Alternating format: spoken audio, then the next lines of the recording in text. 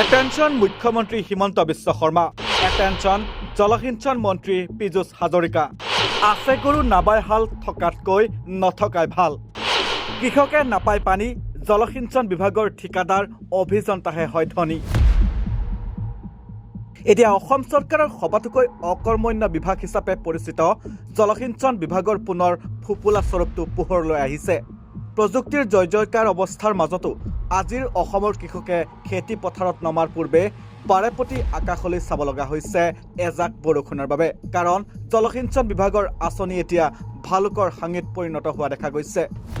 এয়া হৈছে কাৰ্বি আংলং হাওৰাঘাটৰ চামগুৰিত স্থাপন কৰা কাৰ্যবাহী অভিযন্তাৰ কাৰ্যালয় যমুনামুখ হোজাই লামডিং সংমণ্ডলৰ জলসিঞ্চন বিভাগৰ অধীনত প্ৰায় কোটি টকীয়া বৰদলং লংকাজান এলায়েন্স আণ্ডাৰ AIBP প্ৰকল্প, যিটো প্ৰকল্প নামত আছে কিন্তু কামত হেনাই। কিছু মাহ পূৰ্বে সম্পূৰ্ণ হোৱা এই কোটি টকীয়া আঁচনি এতিয়া অচল অৱস্থাত। এটা বছৰৰ পূৰ্বে এই আঁচনিৰে পানী যোগান ধৰিছিল কেৱল ফটো অথবা ঠিকাদাৰৰ বিল মোকলাবলৈহে। কেইবামাহ পূৰ্বে সম্পূৰ্ণ হোৱা এই প্ৰকল্পটো এতিয়া অচল হৈ পৰাত হতভম্ব হৈ পৰিছে কৃষক ৰাইজ। এয়া ঠিকাদাৰৰ দুৰ্নীতিৰ ফল নে বিভাগীয় কৰ্তৃপক্ষৰ হেমাহি, এয়া এক বৃহৎ প্ৰশ্ন হৈ ৰৈছে।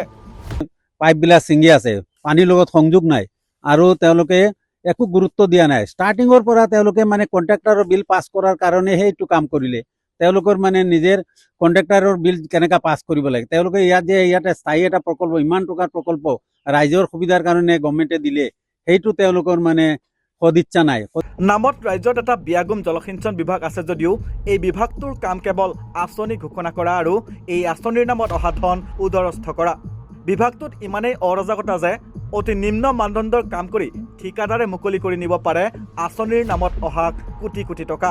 তাৰেই যেন এক উদাহৰণ এয়া কাৰ্বি আংলঙৰ হাওৰাঘাট বিধানসভা সমষ্টিৰ চামগুৰি গাঁৱৰ খেতিয়কে জলসিঞ্চন বিভাগৰ কোটি টকীয়া জলসিঞ্চন আঁচনিৰ পৰা আজিলৈকে খেতিপথাৰত নাপালে পানী।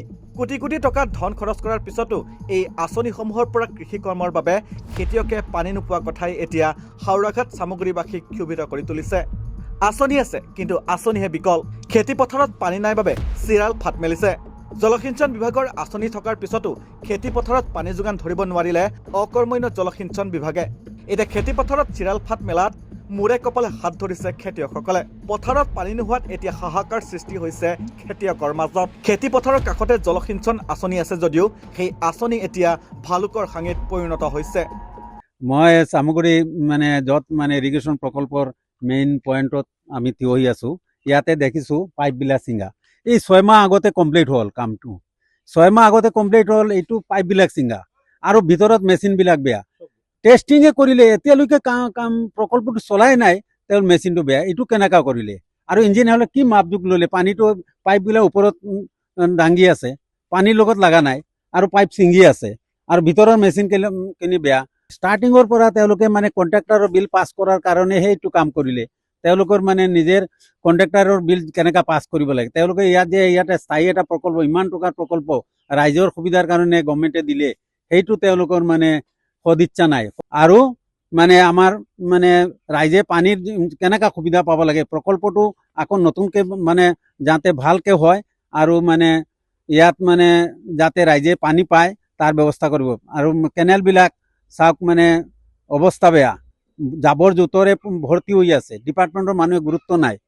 আৰু আমি ইয়াৰ যোগেদি আমি আমাৰ মানে কাৰ্বি আংলং CM ছাৰ আৰু বিভাগীয় যিজন মন্ত্ৰী আছে তেওঁকো জনাব বিচাৰিছোঁ, আমি চিফ মিনিষ্টাৰ মহোদয়কো জনাব বিচাৰিছোঁ, ইয়াৰ মানে প্ৰপাৰ তদন্ত লৈ ইয়াৰ মানে বিহিত ব্যৱস্থা এটা অতি সোনকালে ল'ব লাগে।